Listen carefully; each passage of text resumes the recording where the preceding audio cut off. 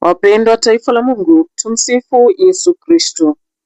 Mama Maria Malkia Mitume, utuombee. Karibu kwa masomo ya misa takatifu Dominika ya 16 katika kipindi cha kawaida. Mwaka wa kanisa ni mwaka A.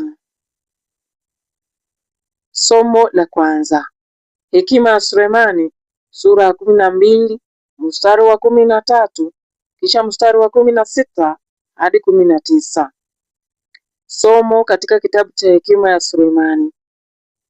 Hakuna Mungu mwingine ila wewe, ambaye unavijali vitu vyote, hata utakiwe kumwonyesha kwamba hukuhukumu pasipo haki. Maana nguvu zako ni chanzo cha haki, na utawala wako juu ya vyote. Unakufanya uwe ukivihurumia vyote. Naam, huwaonyesha nguvu wasiouamini uwezo wako mkamilifu, na kuulaumu ujasiri wao wa ujuao. Lakini wewe, mtawala wa nguvu, unahukumu kwa upole na kutuongoza kwa huruma nyingi, maana uwezo unao wa kutenda utakalo wakati wowote. Kwa ajili ya kutenda hivyo, uliwafundisha watu wako kwamba mtu mwenye haki lazima awe mpenda watu, nawe ukawafanya watoto wako kuwa tumaini jema, kwa sababu huwajalia kutubu juu ya dhambi zao. Neno la Bwana. Tumshukuru Mungu. Zaburi ya kuitikizana. Zaburi sura ya 86 mstari wa 5 na 6, 9 na 10, 15 hadi 16a.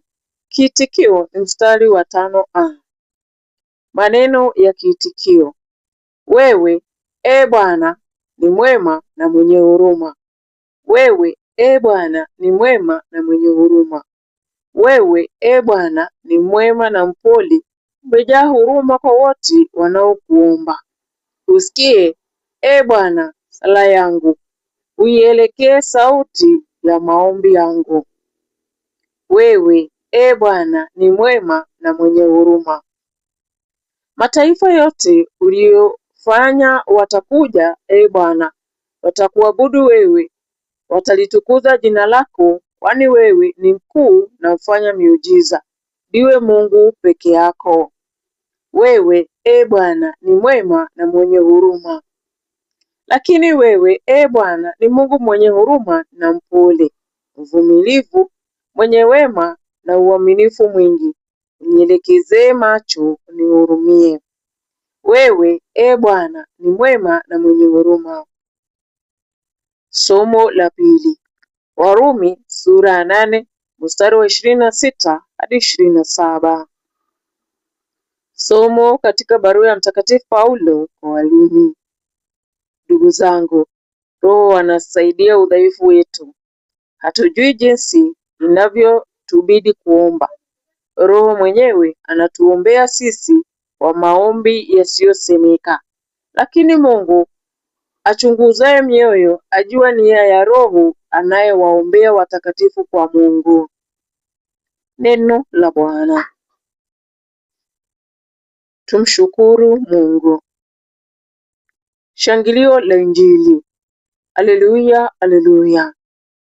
Na kushukuru Baba, Bwana wa mbingu na dunia, kwa kuwa umewafunulia watoto wadogo mafumbo ya ufalme. Aleluya.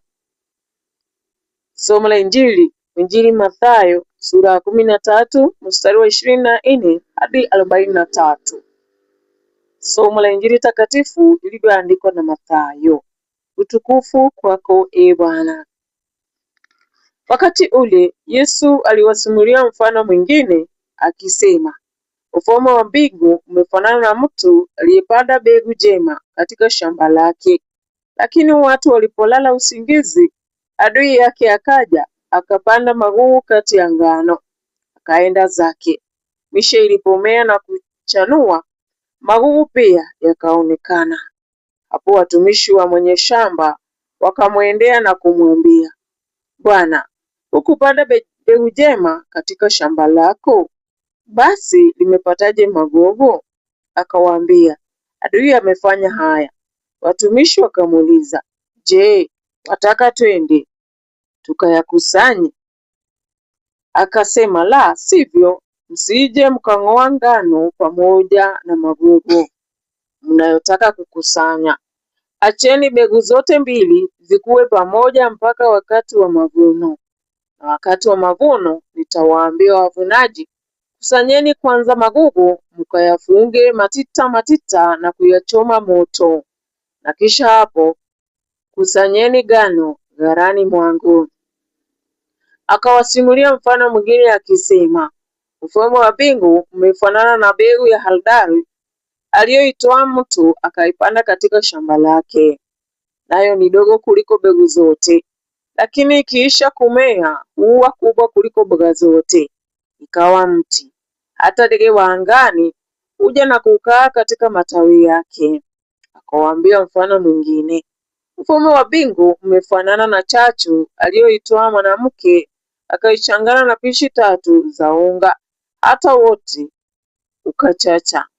Haya yote Yesu aliyesema kwa makundi ya watu kwa mifano. Pasipo mifano hakusema nao. Ilikuwa hivyo ili litimie lililosema na nabii, nitafumbua kinywa changu kwa mifano, nitatangaza yaliyofichika tangu mwanzo wa dunia.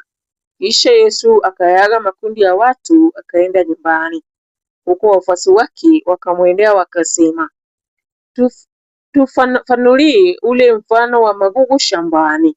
Akajibu akisema, mtu apandaye mbegu njema ni mwana wa mtu, shamba ni dunia. Mbegu njema ni wana wa ufalme, magugu ni wana wa mwovu. Adui aliyepanda ni Shetani. Mavuno ni mwisho wa dunia, wavunaji ni malaika. Basi kama magugu yanavyokusanywa na kuchomwa moto, ndivyo itakavyokuwa mwisho wa dunia. Mwana wa mtu atawatuma malaika wake, nao watakusanya katika ufalme wake makwazo yote na matendo maovu, na kuwatupa katika tanuru ya moto.